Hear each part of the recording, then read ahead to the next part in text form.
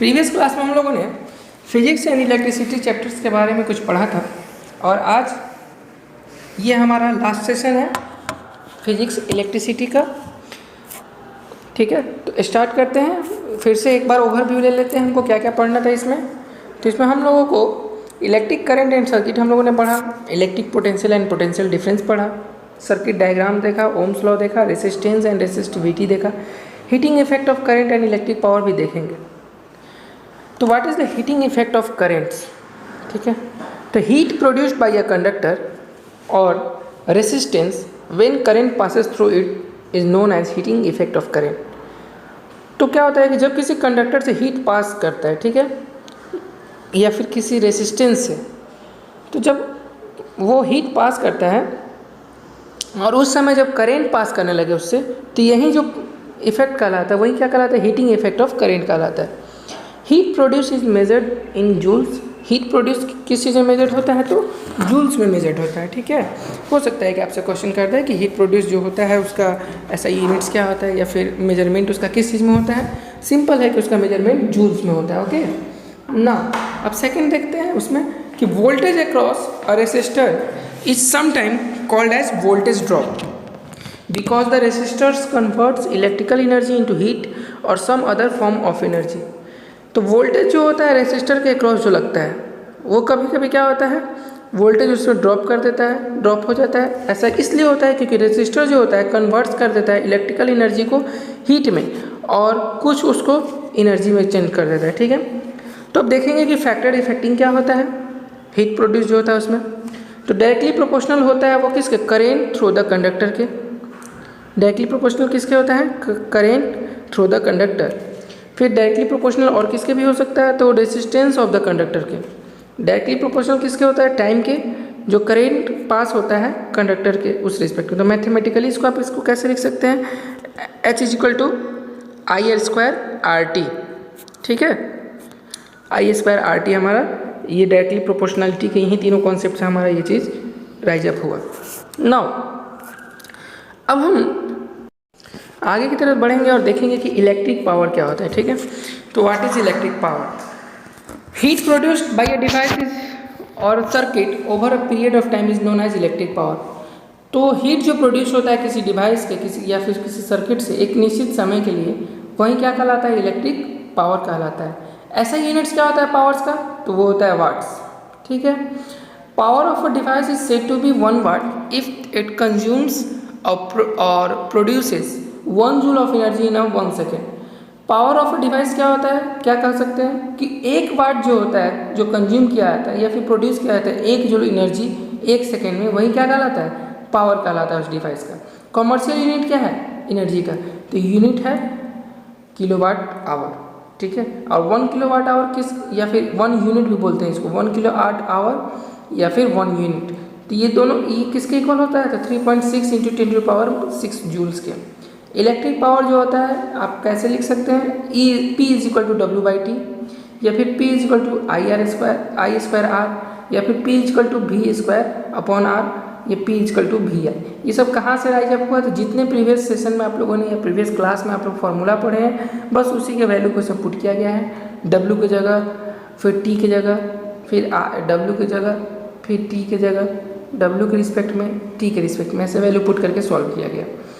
अब हम जानेंगे कुछ न्यूमेरिकल्स देखेंगे कि क्वेश्चन, जैसे मान लीजिए कि क्वेश्चन है N electric bulb rated 220 volts and 100 वाट। ठीक है, when it is operated on 110 what's the power consumed will be. अब देखिए वोल्ट दे रहा था हमको कितना? 220 वोल्ट का, और पावर कितना दे रहा था? 100 वाट का।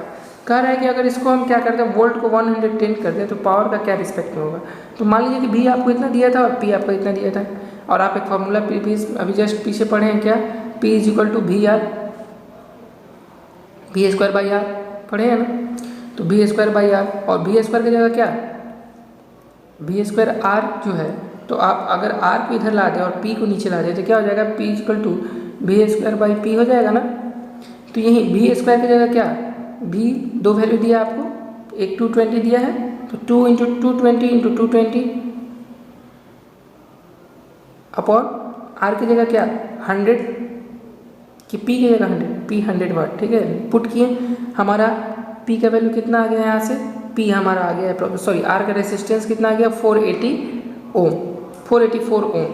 अब देखिए इसका मतलब कि 110 वोल्ट के रिस्पेक्ट में अगर इसको निकालते हैं तो क्या होगा, उसी तरह अप्लाई करेंगे। That means P is equal to V square by R, और वी स्क्वायर की जगह क्या 110 इंटू 110 और आर की जगह क्या 484। अब इसको सॉल्व करेंगे 25 वाट हमारा आंसर आएगा।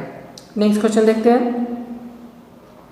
N electric refrigerator rated 400 watt operates 8 hour per day, ठीक है। What is the cost of the energy or to operate it for 30 days at the rupees 3 पर किलोवाट आवर, ठीक है। 1 किलोवाट आवर का कितना रुपये 3 रुपये। तो टोटल एनर्जी जो कंज्यूम हो रहा है वो क्या है, मान लीजिए कि 30 दिन में, तो पहले वो निकालनी है। तो P इंटू टी ये भी पढ़े हैं, तो P इंटू टी मतलब क्या, P आपको दिया है 400 और T आपको दिया है 8 आवर्स पर डे। तो 30 डेज का निकालना है तो मल्टीप्लाई करेंगे, जब इसको सॉल्व करेंगे तो हमारा कितना आ जाएगा 96 किलोवाट आवर। ऐसे 96,000 वाट आवर आएगा, जब इसको किलो में कन्वर्ट कीजिएगा तो कितना हो जाएगा 96 किलोवाट आवर। तो कॉस्ट ऑफ 30 डेज क्या होगा, तो इसमें 3 से मल्टीप्लाई कीजिए, हमारा आंसर आएगा।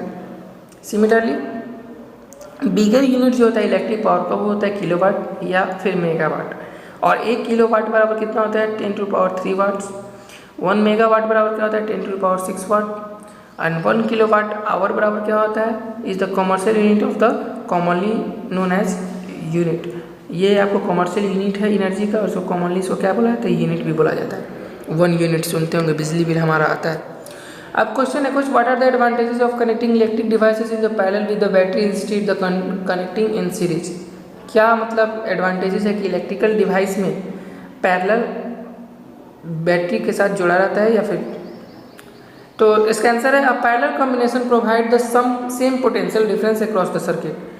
जो पैरेलल कॉम्बिनेशन होता है वो क्या करता है सेम पोटेंशियल डिफरेंस प्रोवाइड करता है, इस कारण इसको जोड़ा रहता है। दूसरा क्या है, if one of the device fails to work then a parallel combination keep on the working with the other devices, but in series circuit if one device is fails to work the circuit is broken and all devices are stop working. अब देखिए parallel में अगर जुड़ता है, ठीक है, तो क्या होगा, मान लीजिए कि ये खराब हो गया, अगर ये खराब हो गया तो इसका जो एनर्जी होगा वो इसमें रन अप करेगा या फिर इसमें रन अप करेगा, तो ये आपका सर्किट कंटिन्यू रहेगा। लेकिन अगर सीरीज में देखिए, सीरीज में अगर ऐसे रहता है, ये मान लीजिए आपका सर्किट है, इससे एनर्जी फ्लो हो रहा है, मान लीजिए यहाँ पे आया और ये काम किया, वेरी गुड, लेकिन ये खराब हो गया, जल गया, तो क्या यहाँ पे जाएगा, ये पूरा बर्बाद हो जाएगा, पूरा सर्किट ही बर्बाद हो जाएगा। इसीलिए पैरेलल ग्रुप में ही इसको जोड़ा जाता है related to the series grouping. एक क्वेश्चन है, what is the highest and the lowest total resistance that can be secured by combination of 4 coils of resistance 4 watt, 8 watt, 12 watt and 24 watt. तो simple है, हमको वही पूछ रहा है, series combination में RS निकालना है। RS में क्या करेंगे, सबको ऐड करेंगे तो हमको कितना मिल जाएगा 48 वाट मिल जाएगा, ठीक है। क्वेश्चन है कुछ और, देखिए, क्यों टंगस्टन का जो होता है वो इलेक्ट्रिक लैम्प में बल्ब के रूप में फिलामेंट में रूप में यूज किया जाता है। तो चूँकि टंगस्टन का जो मेल्टिंग पॉइंट होता है वो क्या होता है हाई होता है, वो कितना होता है लगभग 3380 degree Celsius, so it is used in filaments of lamp.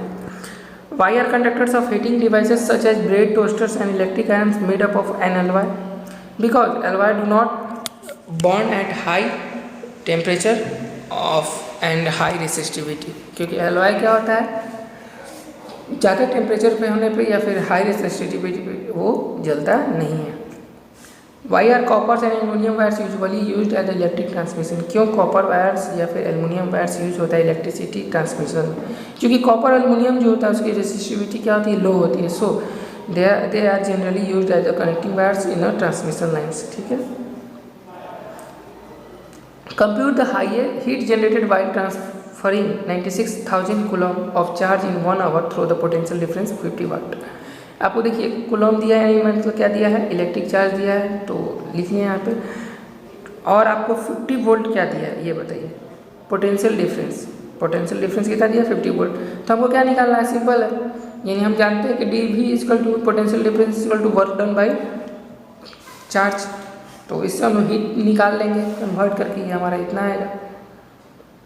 How much work is done in moving a charge of 2 coulomb across the 2 points having a potential difference 12 वाट। ठीक है, कूलम दिया है हमको, चार्ज कितना दिया है 2 कूलम, वोल्ट कितना दिया है 12 वोल्ट, और वर्क डन पूछ रहा है, ये नहीं पूछ रहा है। तो वर्क डन निकालने के लिए V इंटू क्यू कीजिए, सॉल्व कीजिए, 24 जूल हमारा आंसर आएगा। सिमिलरली एक क्वेश्चन है calculating the numbers of electrons constituting 1 coulomb of charge. तो हमको कूलम दिया है, मतलब इलेक्ट्रिक चार्ज दिया है कितना 1 कूलम, एन पूछ रहा है, नंबर ऑफ इलेक्ट्रॉन पूछ रहा है ना, और इलेक्ट्रॉन का हम जानते हैं मास कितना होता है 1.6 × 10⁻⁹ कूलम। तो Q equal to N E होता है, ये भी हम जानते हैं। तो एन हमको निकालना है, तो एन इक्वल टू क्या होता है Q/E, इधर ये जाएगा डिवाइड में, तो 1/, इतना करेंगे और हमारा ये वैल्यू एन का वैल्यू इतना आ जाएगा 6.25 × 10⁻18। सिमिलरली एक और क्वेश्चन है, लास्ट क्वेश्चन है ये हमारा एक तरह से। A current of 0.5 ampere is drawn by a filament of an electric bulb for 10 minutes, find the amount of electric charge to flow the circuit. देखिए क्वेश्चन में क्या दिया रहता है, पहले ये देखिए और क्या पूछता है ये। तो क्वेश्चन में हमको दिया क्या है, एम्पियर दिया, that means what, electric current दिया है, टाइम टेकन दिया है 10 मिनट्स, दैट मीन्स को अगर हम सेकंड में कर लें तो 600 सेकंड। हम लोग जानते हैं कि I equal to watt Q/T, और Q equal to watt I × T, तो 0.5 में 600 से मल्टीप्लाई करें तो हमारा 300 कूलम आंसर आएगा। तो आज का सेशन हमारा यहीं पे समाप्त होता है स्टूडेंट्स, थैंक यू। और इससे रिलेटेड जितने भी डाउट्स होंगे या फिर किसी तरह के प्रॉब्लम होते हैं तो go through my mobile number, I already told in the previous session, this is my also mobile number. और इससे रिलेटेड जितने भी लिंक हैं NCERT के नोट्स के, NCERT के क्वेश्चंस के, मैंने PDF लिंक में दे चुका है, आप लोग वहाँ से डाउनलोड कीजिए। और किसी तरह का समस्या होता है तो मुझे ज़रूर कॉन्टैक्ट कीजिएगा, this is my mobile number. Thank you students.